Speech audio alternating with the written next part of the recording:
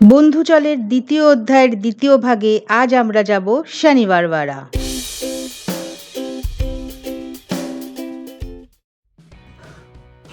আজ মন চেয়েছের বন্ধুচল এপিসোডে আপনাদের সবাইকে জানাই স্বাগত। আমার এটা বন্ধুচলের দ্বিতীয় অধ্যায়। এর আগে দ্বিতীয় অধ্যায়ের প্রথম ভাগে আমি আপনাদের নিয়ে গেছিলাম নাসিক, ত্রম্বকেশ্বর জ্যোতির্লিঙ্গম।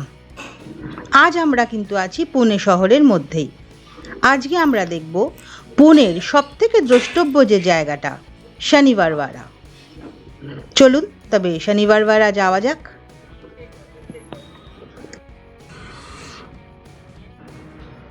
আমরা এসে পৌঁছে গেছি শনিবারওয়াড়ার সামনে। এবার আমাদের এই শনিবারওয়াড়ার মধ্যে ঢুকতে হবে। শনিবারওয়াড়া, মারাঠিতে ওয়াড়া মানে বাড়ি।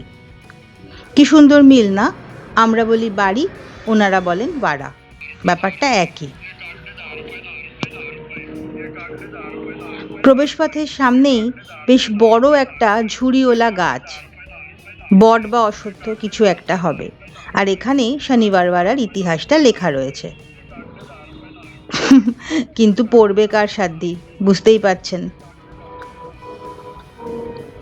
আমি যেটা বারবার বলি যে এই রকম ঐতিহাসিক স্মারকগুলোকে যতটা যত্নে, যতটা সুরক্ষিতভাবে রাখা উচিত আমাদের, আমরা কেউই কিন্তু রাখি না।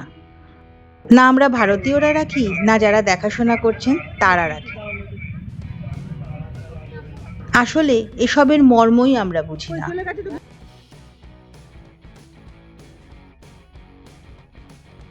যাকগে, এই কন্ট্রোভার্সিয়াল আলোচনা না করাই ভালো। যতটুকু আছে ততটুকুই দেখি, কারণ ভবিষ্যৎ প্রজন্ম এগুলোই বা দেখতে পাবে কি না তা নিয়ে আমার সত্যিই খুব সন্দেহ আছে।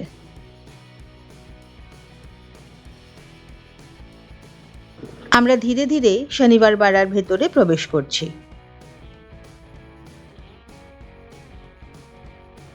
শনিবারওয়াড়ার কিন্তু খুব সুন্দর একটা ইতিহাস আছে, খুব সুন্দর একটা গল্প আছে। একটু মন দিয়ে শুনতে হবে, তা না হলে আপনাদের একটু কনফিউজিং লাগতে পারে। আমি যথাসম্ভব চেষ্টা করব খুব সহজ সরল ভাষায় সেই গল্পকে আপনাদের সামনে তুলে ধরতে। গল্প তো না, সত্যি কথা, সত্যি ঘটনা, ইতিহাসের গল্প। ইতিহাসের গল্প তো সত্যি। তবে হ্যাঁ, সবসময় সত্যিটা হয় না, কিন্তু সত্যি আর সত্যি নয় এই দুটো মিশিয়েই কিন্তু ইতিহাস।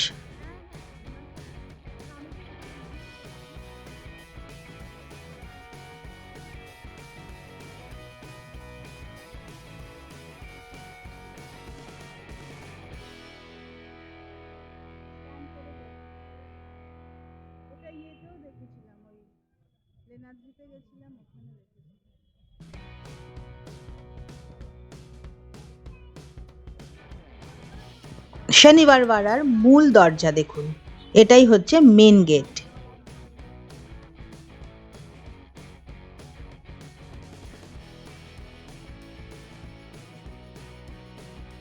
এখানে ঢুকতে গেলে আপনাকে স্ক্যান করে ঢুকতে হবে। এই যে কিউআর কোডটা দেয়া আছে, এটাকেই আপনাকে স্ক্যান করতে হবে। এখান থেকেই আপনাকে টিকিট করতে হবে। যদিও আমাদের এই টিকিট করতে বেশ ঝামেলা পোয়াতে হয়েছিল।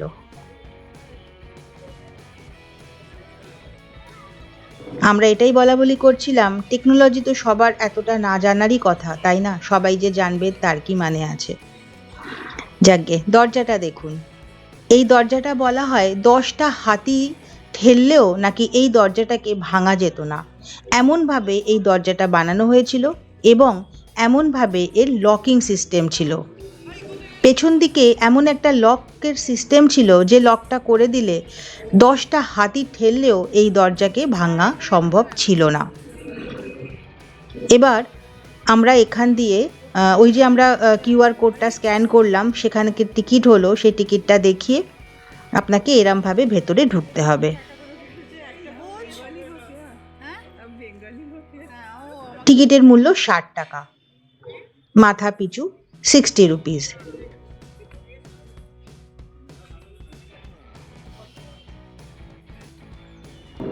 আমরা ভেতরে ঢুকে পড়েছি। এখানে আপনি চাইলে গাইড নিতে পারেন।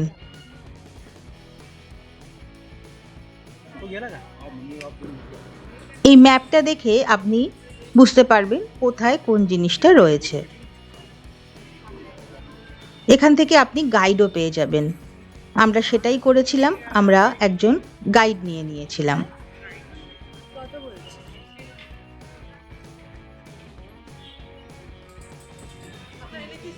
আমি এবার আপনাদের আস্তে আস্তে শনিবার বাড়ার ইতিহাসটা বলতে থাকি।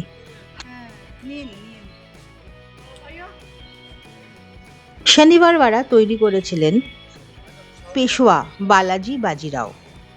তিনি এই শনিবার বাড়া বা শনিবারের বাড়ি, এটার নাম এই জন্যেই শনিবারের বাড়ি হয়েছে, ইনি প্রথম যখন এর ভিত্তিপ্রস্তর স্থাপন করেন সেটা ছিল শনিবার। তিনি এটা তৈরি করেছিলেন 1732 সালে, এবং যখন তিনি এই বাড়িতে ঢোকেন সেই দিনটাও ছিল শনিবার। তিনি তৈরি করা শুরু করেছিলেন 1730 সাল থেকে, আর এটা শেষ হয় 1732 সালে। 10ই জানুয়ারি এটা তৈরি শুরু হয়েছিল, এবং 22শে জানুয়ারি 1732-এর 22শে জানুয়ারি উনি এখানে গৃহপ্রবেশ করেন, সেটাও ছিল শনিবার। মানে এটার ভিত্তিপ্রস্তর স্থাপনা হয় শনিবার এবং তিনি গৃহপ্রবেশও করেন শনিবার। সেই কারণেই এই বাড়ির নাম হয় শনিবারের বাড়ি বা শনিবার বাড়া। আমরা যে গাইড দাদাকে নিয়ে নিয়েছিলাম তিনি আমাদের খুব সুন্দর করে এর ইতিহাসটা বোঝাচ্ছিলেন, কিন্তু আমি যখন ওনাকে বললাম যে আমি আপনার রেকর্ডিংটা করতে পারি কিনা, তখন উনি রাজি হলেন না। শনিবার বাড়াতে ঢুকতেই আপনি এই গণেশের ছবিটা দেখতে পাবেন। সেই 1732 সাল থেকে এই ছবিটা কিন্তু এরমভাবেই রয়েছে, কিছুটা নষ্ট হয়ে গেছে কিন্তু তবুও বোঝা যাচ্ছে। ভাবুন তো একবার, সেই সময় আঁকা হয়েছিল এই গণপতি বাপ্পার ছবি।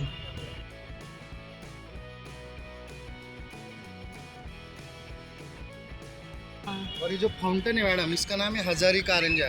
इसके लिए 8 किलोमीटर कात्रस तालाब से स्टोन की पाइपलाइन से पानी आता था शनिवार वाड़े के लिए, जिसमें फाउंटेन नेचुरल चलता था। उस टाइम में मोटर इलेक्ट्रिक कुछ नहीं था, तो नेचुरल फाउंटेन चलता था। अभी लाइट एंड साउंड शो में इलेक्ट्रिक वाला फाउंटेन भी है मैडम उधर।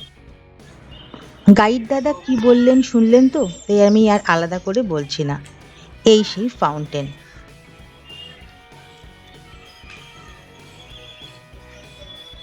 এবার আমি আপনাদের বলি মস্তানি দরওয়াজার কথা।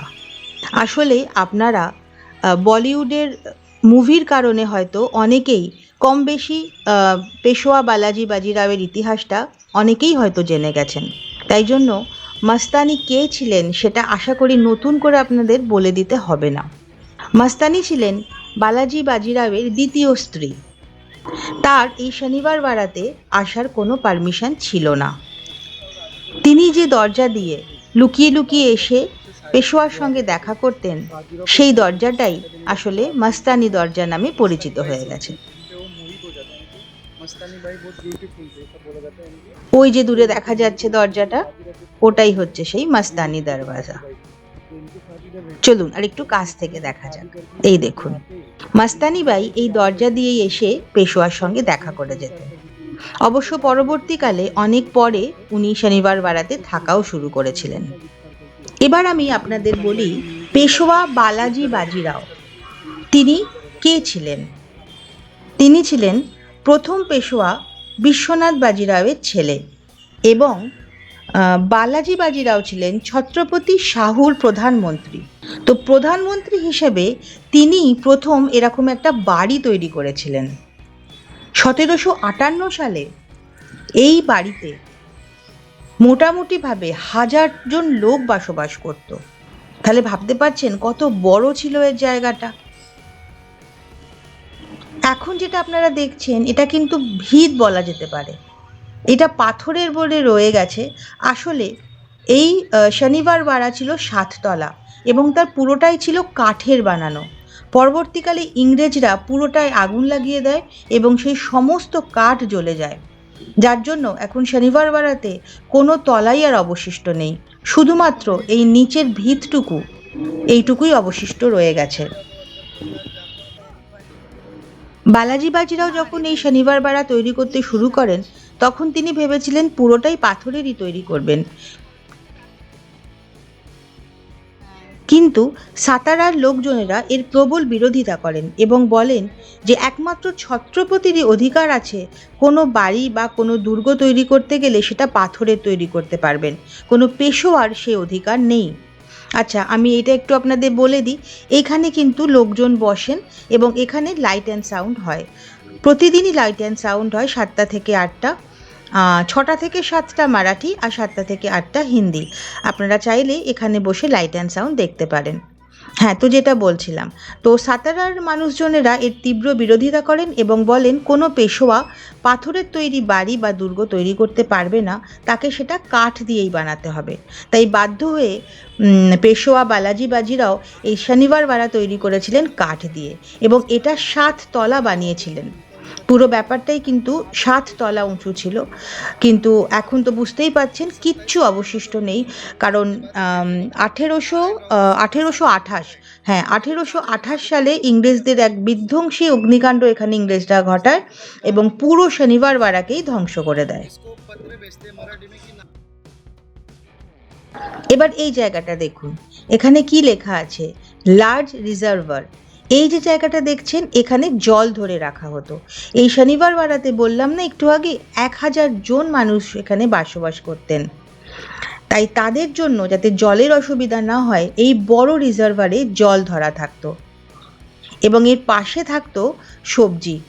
এই যে পাশের জায়গাটা দেখছেন, এই পাশের জায়গাটাতে সবজি রাখার জায়গা।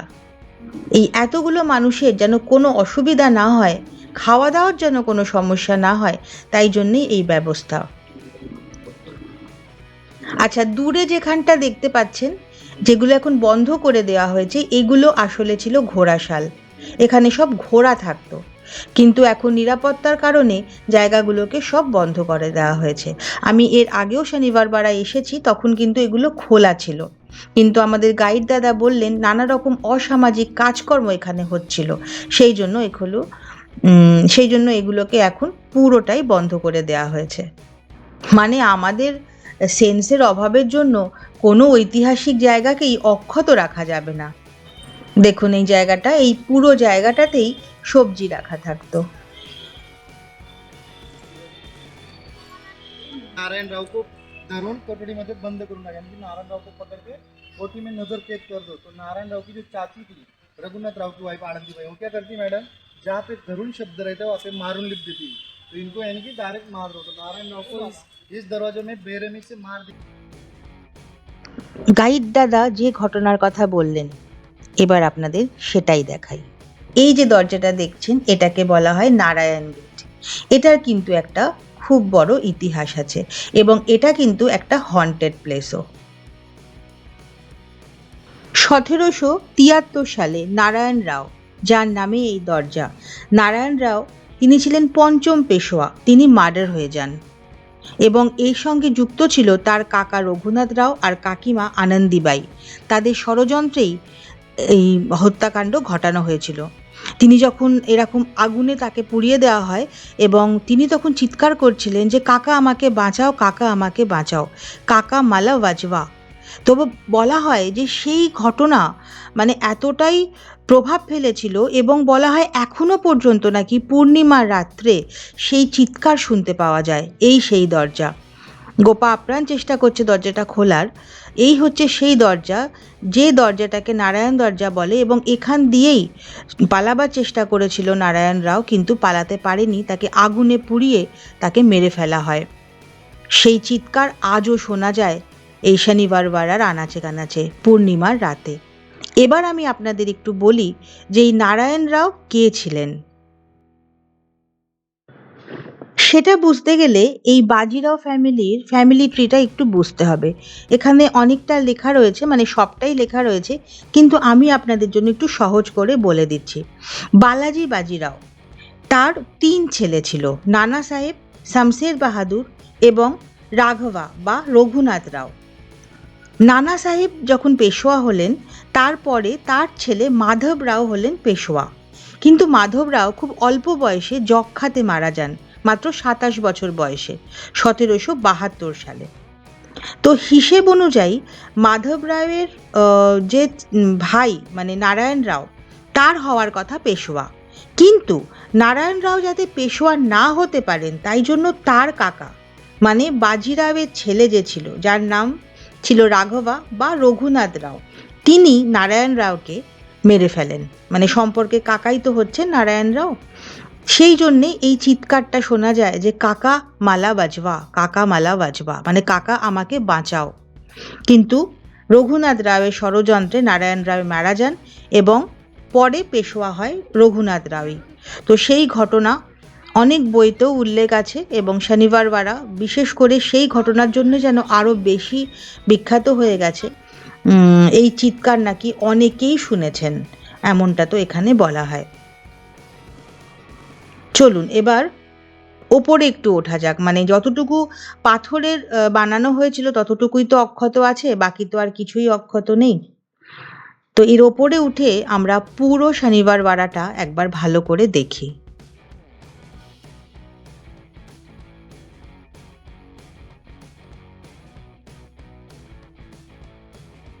কি বড় বড় উঁচু উঁচু সিঁড়ি দেখেছেন? আমরা এই সিঁড়ি দিয়েই উঠতে পারছি না, প্রায় হামাগুড়ি দেওয়ার মতো অবস্থা আমাদের। আর কিরকম ভাবে বানানো হতো দেখুন সিঁড়িগুলো, যাতে একজন মানুষই ওঠানামা করতে পারে, যাতে একসঙ্গে অনেক লোক এখান দিয়ে ওঠানামা করতে না পারে।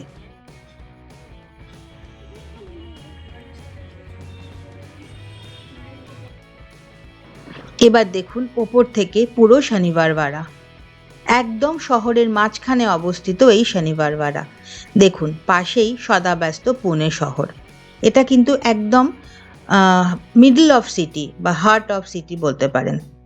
এই খোপগুলো দেখুন, এখান দিয়ে শত্রুর ওপরে নজর রাখা হতো যাতে অতর্কিতে কেউ আক্রমণ করতে না পারে, যেরকম সব দুর্গেতেই মোটামুটি থাকতো।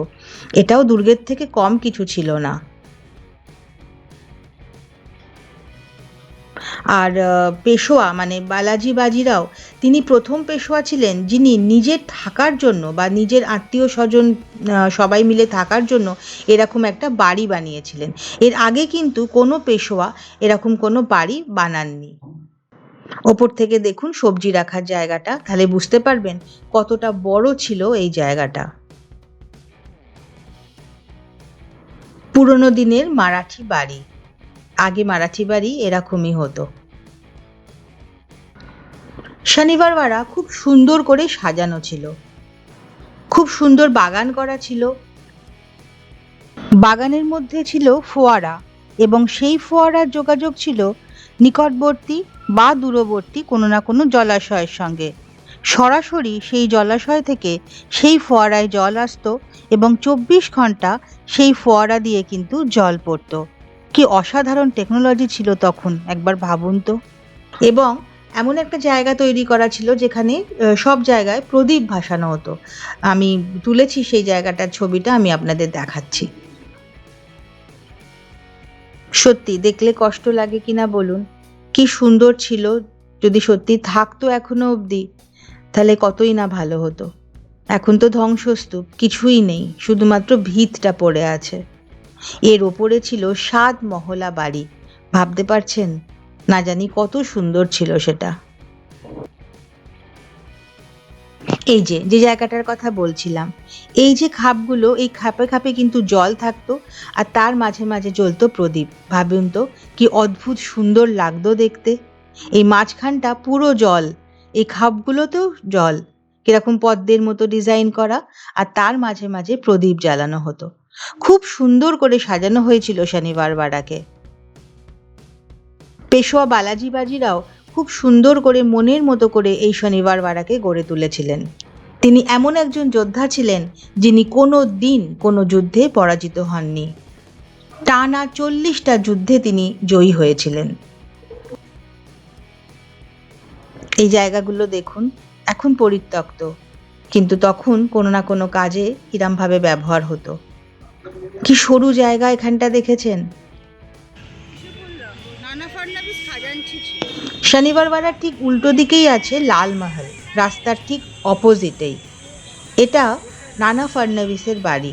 নানা ফাডনবিসের আরেকটা যে বাড়ি ওয়াই শহরে, তার ভিডিও আমি আগেও করেছি, আপনারা দেখতে পারেন। তারই এটা আর একটা বাড়ি। পুরো শহরের মাঝখানে পাশেই ব্যস্ত পুনে শহর, আজকের পুনে শহর। ওরে বাবা কি খাড়া সিঁড়ি রে আর এই ব্যস্ত পুনে শহরের পাশে ঐতিহাসিক সাক্ষী হয়ে দাঁড়িয়ে আছে শনিবার বাড়া। কত না ইতিহাসের সাক্ষী এই বাড়ি বা এই দুর্গ, কত কিছুই দেখেছে নীরবে।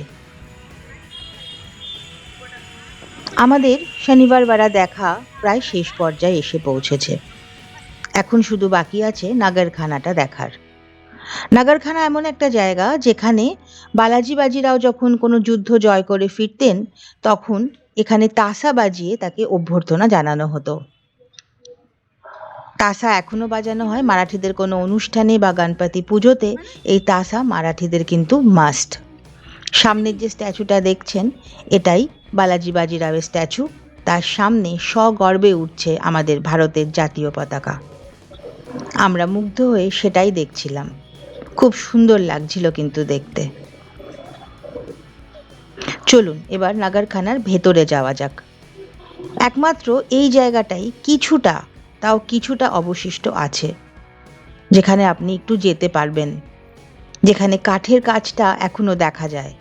কাঠের অংশটা যে কোনো কারণেই হোক পুড়ে যায়নি, তাই জন্যই আমরা এখনো দেখতে পাচ্ছি। এখানকার সিঁড়িগুলো আরো মারাত্মক উঁচু। মানে এখানে সত্যি সত্যি আপনাকে দু পায়ে নয়, মানে দু পা দু হাত দুটোই ব্যবহার করে উঠতে হবে।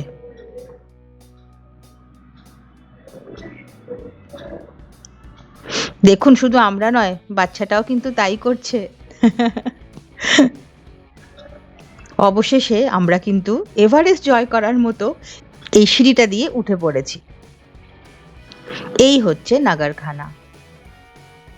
ভাবুন তো একবার, যখন বালাজি বাজিরাও যুদ্ধ জয় করে ফিরতেন, তখন সমস্ত এই জায়গাটা, এই নাগরখানা পুরো একদম ঢোল তাশা সমস্ত কিছুতে কিরকম মুখরিত হয়ে উঠত।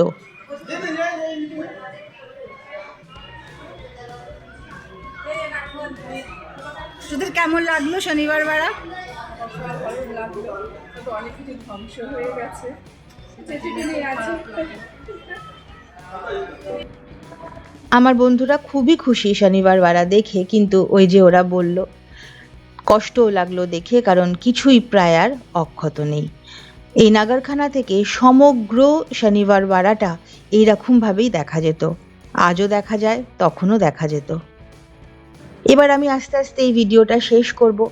আপনারা কিন্তু অবশ্যই জানাবেন শনিবার বাড়া আপনাদের কেমন লাগলো। সেই সময়ের মারাঠা সাম্রাজ্য, সেই সময় পেশোয়া বালাজি বাজিরাও, বিশ্বনাথ বাজিরাও, আমরা ইতিহাস বইতে পড়েছিলাম, তাই না? মনে আছে নিশ্চয়ই আপনাদের। সেই ইতিহাসের পাতা থেকে উঠে এসে আজকে আমরা এখানে দাঁড়িয়ে আছি। কেমন লাগলো আপনাদের আমাকে কিন্তু অবশ্যই জানাবেন। আর যদি একটু আপনাদের ভালো লেগে থাকে, তাহলে একটু লাইক, শেয়ার আর সাবস্ক্রাইব করে দেবেন। এই কড়িবর্গাই কিন্তু সমগ্র শনিবার বাড়াতে ছিল। 7 তলা যে বাড়ি উনি বানিয়েছিলেন, এইভাবেই কাঠের কাজ করা ছিল। এই সমস্ত কাঠ দিয়েই সেই 7 তলা বাড়ি বানানো ছিল। আমি সত্যি, মানে আমি প্রথমবারও যখন এসেছিলাম তখনও আমার যেমন কষ্ট লেগেছিল, খারাপ লেগেছিল, আজও সেই একই রকম লাগলো। কি ভালো হতো না যদি এই সমস্ত জায়গাটা একই রকম থাকতো, আগের মতো থাকতো। না, সে তো হবার নয়।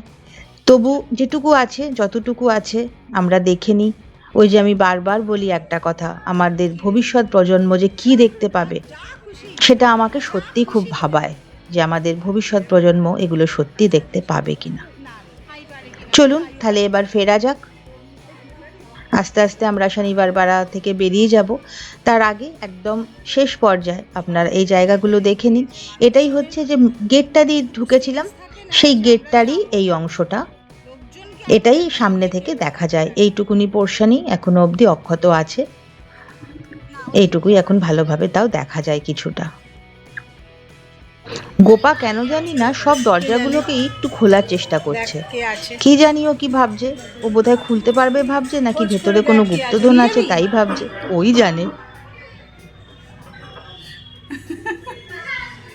ভেতর থেকে কেউ, আমি মঞ্জুলিকা।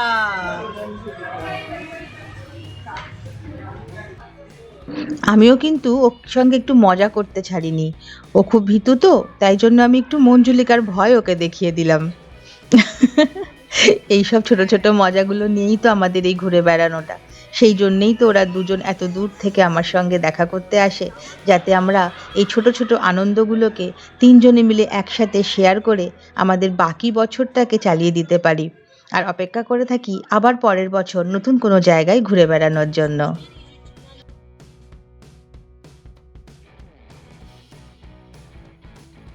এইভাবেই যেন আমরা হাত ধরে একে অপরের সঙ্গে বাকি জীবনটা চলতে পারি। আয় তবে সহচরী, হাতে হাত ধরি ধরি, তাই না? তাহলে আমি এই ভিডিওটা এখানেই শেষ করছি। অবশ্যই জানাবেন শনিবার বারা আপনাদের কেমন লাগলো। সবাই খুব ভালো থাকবেন, সুস্থ থাকবেন, মনের আনন্দে থাকবেন, আর সেটাই করবেন যেটা মন চায়।